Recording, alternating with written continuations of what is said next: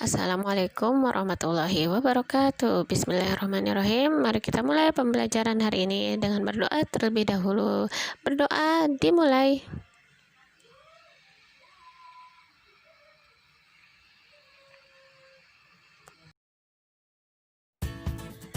Ya, jadi bahasan kita hari ini yaitu teks eksposisi.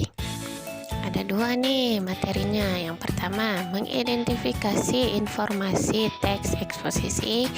Nah, yang kedua, menyimpulkan isi teks eksposisi. Nah, ceritanya di sini ada sosok seorang ninja. Dia ingin menyampaikan gagasan dan meyakinkan orang lain tentang suatu masalah. Maka, dia bisa menyampaikannya melalui teks eksposisi, begitu katanya. Misalnya, si ninja ini dia punya sahabat yang lari dari kampungnya. Dia ingin meyakinkan sahabat itu untuk kembali lagi ke kampungnya. Nah, bagaimana cara dia meyakinkan sahabatnya itu? Yaitu dengan menggunakan teks eksposisi. Nah, kenapa bisa digunakan teks eksposisi di sini? Nanti kita bahas ya di bawah.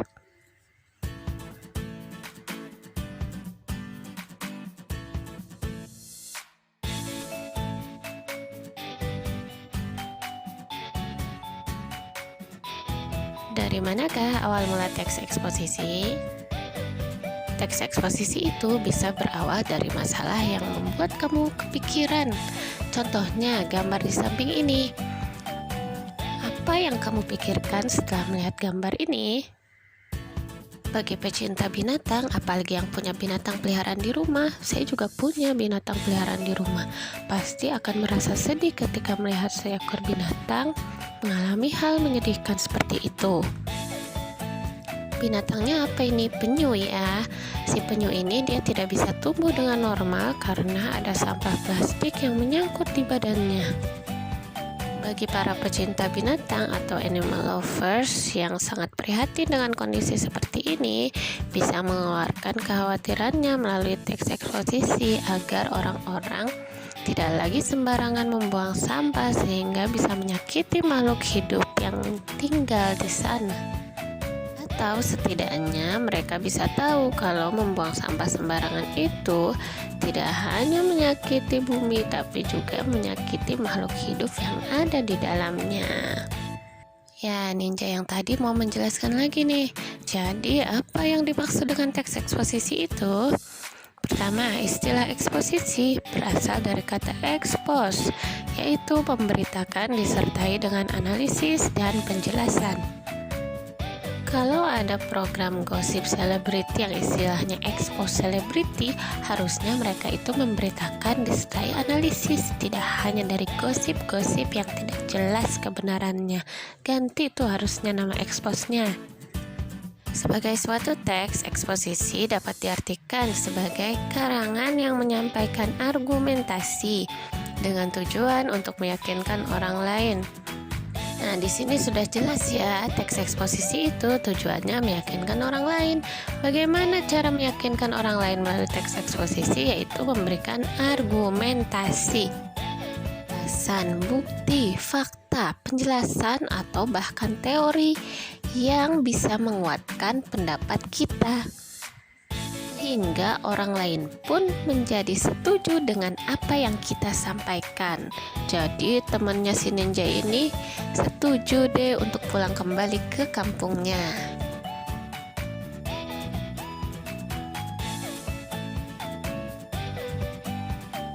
Baik, kita lanjutkan lagi ya. Tujuan teks eksposisi itu untuk meyakinkan pembaca.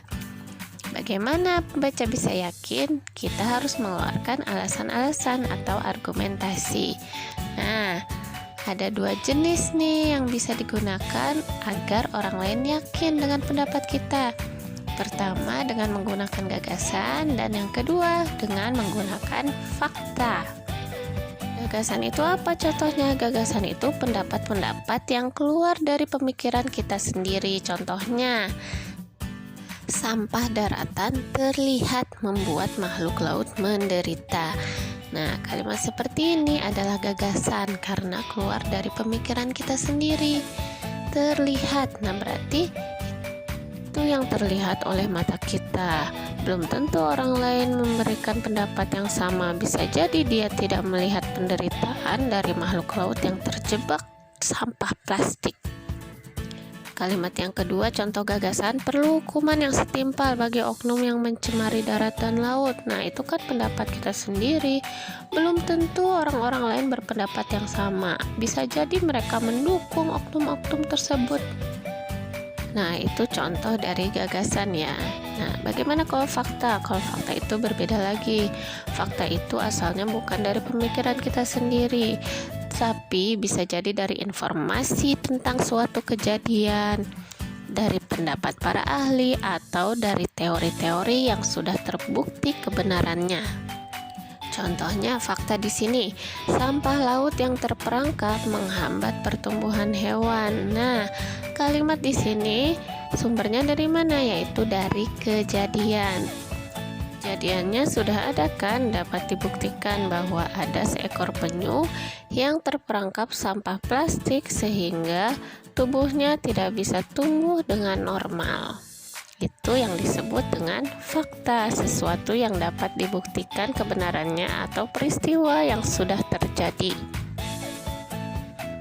Nah, seperti itu ya penjelasan mengenai isi informasi dari teks eksposisi. Ada dua, yaitu gagasan dan fakta. Nah, sekarang kita ke pola pengembangan teks eksposisi. Mengapa harus mempelajari pola pengembangan teks eksposisi? Agar kita bisa menulis nanti teks eksposisinya. Juga kita bisa menentukan apa simpulan yang bisa kita dapatkan dari teks eksposisi yang kita baca. Ada 4 cara pengembangan teks eksposisi. Pertama, lewat ilustrasi. Yang kedua, lewat perbandingan. Yang ketiga, melalui teknik umum khusus. Dan yang keempat, melalui teknik khusus umum. Yang pertama ya, pola pengembangan ilustrasi. Pola pengembangan ilustrasi itu gimana? Kita membuat teks eksposisi dengan mengilustrasikan atau menggambarkan kenyataan, bukan digambar benar-benar ada gambarnya, tapi kita harus menjelaskan secara rinci kenyataan yang sebenarnya. Nah, yang paling efektif membuat ilustrasi itu dengan pengalaman pribadi kita sendiri. Nah, contohnya seperti ini. Gambaran bahwa negeri lain lebih indah dan bangsa lain lebih hebat itulah yang telah menjejali alam pikiran kita sekarang. Nah, ini berarti dari pengalaman kita sendiri.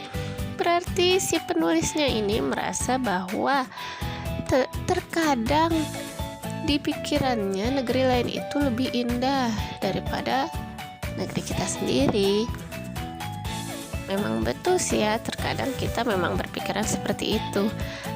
Coba lihat Korea, coba lihat Jepang, coba lihat Amerika, nggak kayak kita negeri plus 62, negara berflower. Selanjutnya di teksnya katanya kita pada era kekinian justru lebih bangga menggunakan atribut-atribut asing. Nah, betul ya, itu pengalaman pribadi juga. Bangga sekali ketika bisa makan dan minum buatan orang luar ketimbang bandrek dan bajigur. Nah, kalau ini mudah-mudahan enggak lah ya, daripada makan di KFC, McD, pizza ya, mendingan kita makanlah makanan-makanan tradisional kita, lebih enak, lebih murah. Sekarang juga lagi viral tuh makanan tradisional yang bikin jadi Iron Man, dading mang oleh tuh. Wah, berarti tidak betul juga ya kalau kita hanya menyukai makanan dan minuman orang luar ketimbang makanan dari Indonesia sendiri. Pola pengembangan paragraf yang kedua yaitu perbandingan. Pola perbandingan ini ngapain? Jadi dia itu menunjukkan persamaan dan perbedaan dari suatu benda, keadaan, atau orang, dan lain-lain deh yang bisa dibandingin persamaan dan perbedaannya. Contohnya di teks ini nih, katanya waktu yang telah begitu lama itu memang layak disebut zaman baheula. Dibandingkan dengan era sekarang, peradaban pada waktu itu juga bisa dipandang sudah kolot. Nah, teksnya membandingkan zaman sekarang dan zaman dulu ya, yang katanya sudah kolot. Kehidupannya masih sangat tradisional, akan tetapi apabila dilihat dari mentalitasnya, mereka jauh lebih modern. Mereka tahu betul akan pentingnya eksistensi dan berartinya harga diri bangsa. Ya, memang betul sih ya. Orang zaman dulu itu lebih tahu bagaimana perjuangan mempertahankan kemerdekaan. Bayangkan dulu orang-orang tua kita berjuang melawan penjajah Belanda, Jepang. Terus tidak hentinya banyak masalah yang terjadi, ada PKI lah, pemberontakan lah. Wah, pastinya orang zaman dulu lebih tahu bagaimana perjuangan membela tanah air. Kalau kita sekarang ya tinggal leha-leha ya. Dari pengembangan yang seperti ini bisa kita ambil kesimpulannya. Kesimpulannya apa yang dibandingkan zaman dahulu dan zaman sekarang? Walaupun zaman dulu masih tradisional, tetapi dari segi mental lebih modern karena lebih bisa menghargai perjuangan bangsa dan berartinya harga diri bangsa.